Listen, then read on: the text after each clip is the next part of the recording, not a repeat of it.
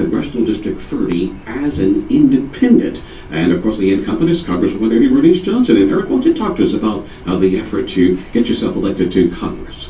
Yes, once again, I'd like to say thank you for having me. This is an important year. This is my second bid to unseat Congresswoman Eddie Bernice Johnson. I'm going to stick with the plan. 30 years is too long, 80 years old.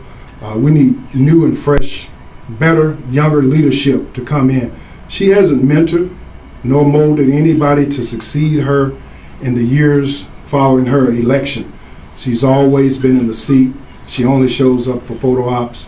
Prime example, Sand Branch, 30 years without water. That's a travesty, especially when she sits on the Water and Resource Environmental Committee. She did that in 2006 as the chair. We got a situation right now where she is accepting money from payday lenders, and we all know how payday lenders are destroying our communities. We got potential campaign finance violations with her 2014 disclosures.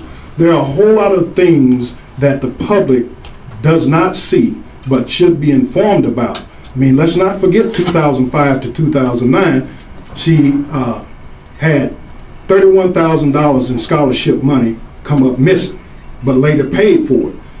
I am calling and demanding that Congressman Butterfield, chairman of the CBC, turn over the internal 2010 audit from those 35 that were not included in the report.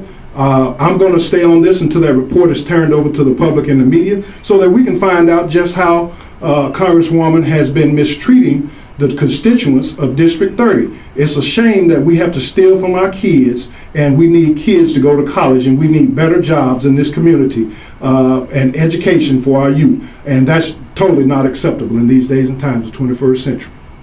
All right, and that's Eric Williams. And Eric, you're running as an independent, so you will be on the ballot in November? Yes, sir. Part of the reason why I don't like to go to her club. I'm not a part of clubs. I don't like to go to clubs that I'm not welcome, and the Democratic Party and the Republican Party, I want to stay apart from. Now, certainly, should God bless me to win, I will caucus with whomever the winner is, because as an independent, I want to bridge that divide and bring both parties together. But I do not want to participate in the party. However, if I wanted to participate, our own government does not allow independents to participate in your taxpayer-funded primaries, and they force us to launch our campaigns after the May 1st primary. So that's why I'm on the campaign trail now in hopes of eliminating Eddie Bernice Johnson with all this hanky-panky that's going on in Dallas, Texas. Now, with the voters, now the results that she got yesterday, she literally blew away former State Representative Barbara Caraway, and of course Brandon J. Vance, a newcomer. The citizens, Eric, seemed to give her about 44,505 votes. That is correct. And if you go back and you look at those votes, I would be willing to bet a lot of those votes came in through electronic voter fraud. I would be willing to bet you a lot of those votes came in through straight Democratic Party ticket. And I am prayerful this year that we can have Mr. Tony Teal as an independent, and hopefully we have another third-party presidential candidate, and then they can do straight independent ticket this year. Now, you said electronic voter fraud. You don't trust our absolutely not. Our system? I mean, when you go to the grocery store, you get a receipt for your goods. Yes. Why is it when we go and take our time out to vote, we don't get a receipt for who we voted for?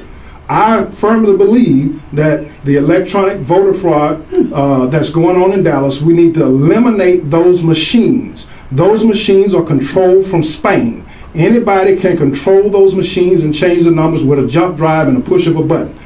No one's watching. I was running for Dallas City Council this past year. We sued the city. Yes. We sued the county. They threw it out immediately because they didn't want the city to pay an additional $200 to investigate the elections.